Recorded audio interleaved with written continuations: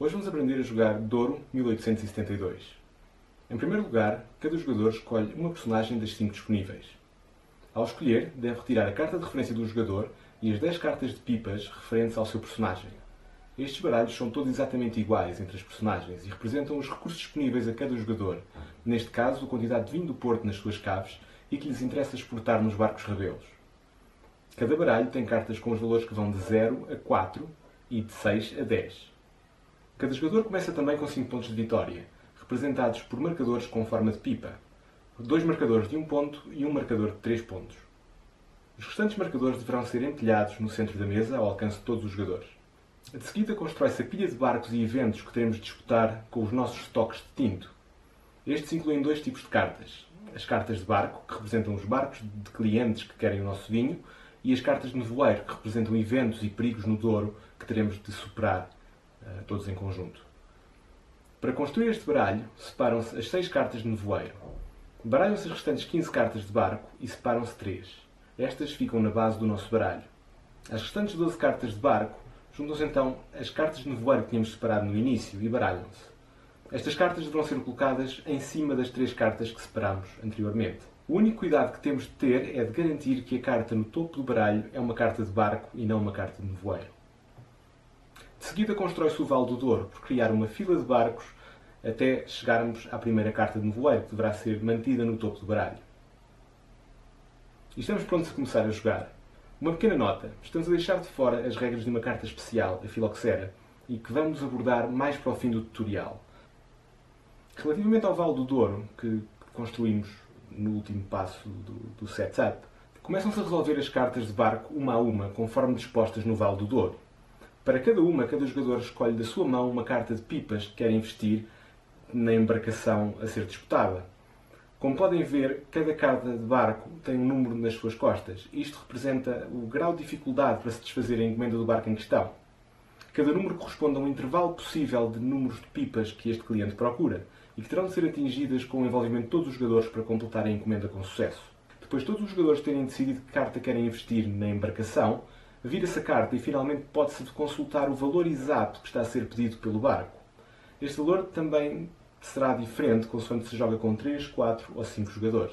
Agora, se com a ajuda mais ou menos empenhada de todos os jogadores conseguirmos atingir o valor pedido na carta, ao somarmos os valores das cartas de cada jogador, parabéns a todos, mas só pontua quem tiver investido o maior número de pipas na encomenda.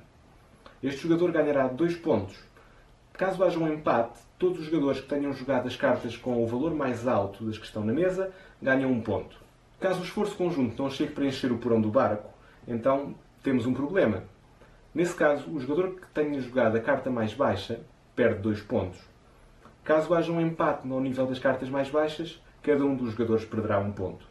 No final da atribuição ou remoção de pontos, as cartas jogadas por cada jogador serão colocadas na sua pilha individual de descarte. E assim vamos progredindo ao longo do Vale do Douro, de carta de barco a carta de barco, até chegarmos à carta de nevoeiro. As cartas de nevoeiro representam 6 eventos possíveis, com consequências um pouco imprevisíveis. De igual modo, como quando se estava a lidar com os barcos, cada jogador coloca à sua frente uma carta de pipas que pretende investir e só então se revela o que está do outro lado do nevoeiro. Os efeitos podem ser bastante díspares.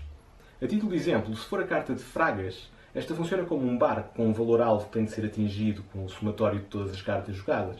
No entanto, se for cumprida com sucesso, o jogador que tiver jogado a carta mais alta ganha imediatamente 4 pontos. Ou então 2 pontos, se houver mais do que um jogador a ter investido o mesmo número nas cartas que jogaram. De igual modo, se não for cumprido este objetivo, haverá uma penalização de 4 pontos para o jogador que tiver jogado a carta mais baixa, ou menos 2 pontos se houver mais do que um jogador a ter jogado o mesmo número. Existe outra carta de nevoeiro chamada Formalidades Aduaneiras, que faz com que apenas se descartem as cartas jogadas sem haver qualquer tipo de pontuação a ser atribuída. Isto, de certa forma, representa o untar das unhas a alguns fiscais aduaneiros mais corruptos. No entanto, cada uma das 6 cartas de nevoeiro tem uma forma específica de ser pontuada e resolvida, e todas elas têm uma representação gráfica num dos cantos que indica como deve ser feita essa pontuação. Caso esta não seja suficiente para tornar claro o que se deve fazer, todas as cartas de nevoeiro são explicadas no manual do jogo. Uma nota importante relativamente às cartas de nevoeiro refere-se a um caso específico que pode criar alguns amargos de boca, caso não seja resolvida da forma correta. A carta em questão é a Senhora da Cardia, e esta resolve-se como se fosse um barco normal, com um valor-alvo a ser atingido, mas, no final da sua resolução, as cartas utilizadas por cada jogador devem ser devolvidas à mão e não à pilha de descarte. Caso tenham esquecido de resolver esta carta na sua totalidade e tenham descartado as cartas, ao chegarem ao fim do jogo, ao último barco a ser disputado, vão reparar que não têm cartas suficientes nas mãos para a disputar, e isto pode ser um bocado problemático. Resolvida a primeira carta de nevoeiro, volta-se a dispor uma nova parte do Vale do Douro, por forma a colocar uma fila de barcos até chegarmos à próxima carta de nevoeiro. E o jogo continua da mesma forma, resolvendo uma carta de cada vez na filinha de barcos que se vai estabelecendo. E isto vai acontecendo desta forma até que se esgotem as cartas nas mãos dos jogadores. Quando isto acontece, todos os jogadores devolvem para a sua mão todas as cartas que deverão estar na sua pilha de descarte, todas as cartas que foram usadas até aí.